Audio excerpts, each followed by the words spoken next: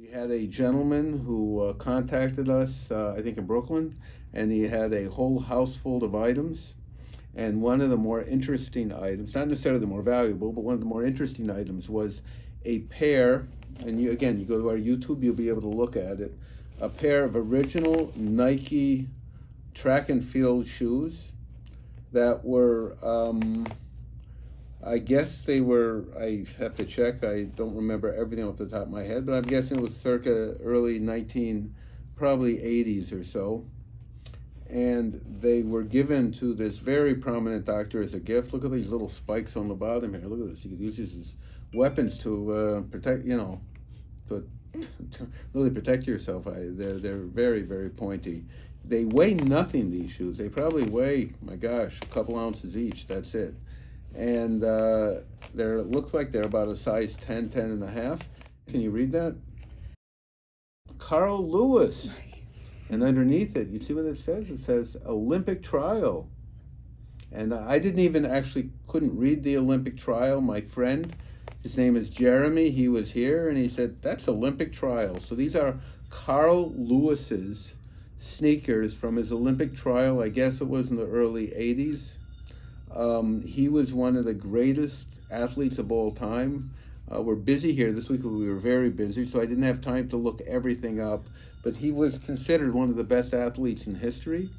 I remember him. I think he really participated in several Olympic events. I think it was the long jump, a number of races, and he won the award as I think the greatest all-around athlete at that time. So these are his original running shoes that he wore and signed and gave in a gift to a very close friend of his who was a prominent doctor here in New York City. So what we like to see here is we like to see two clear signatures. We like to see what we call a nice original wear on them. And can you believe it? From the Olympic trials, these are the original signed shoes. So this is very, very cool. Now one might ask, how do we evaluate these?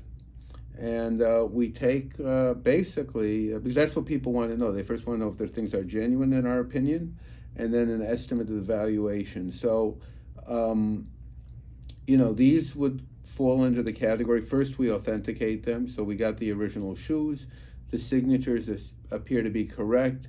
Olympic trials, that is to me the real nail in the coffin that made these original, because it's very difficult to write on this type of sort of detailed, whatever you want to call it, nylon material. So, this is not something that somebody would typically fake. They certainly wouldn't they wouldn't fake it with the Olympic trials written there, because they wouldn't think to do that. They would, if somebody was faking it, what would they write? They would write Olympics, or won the Olympic race. So the fact that they lowered the expectations of what this was, even slightly, means that it's probably genuine. That's something to remember. So if somebody says here, these are the trial shoes, not the original, and they're signed like that by him, it's very unlikely somebody would fake that.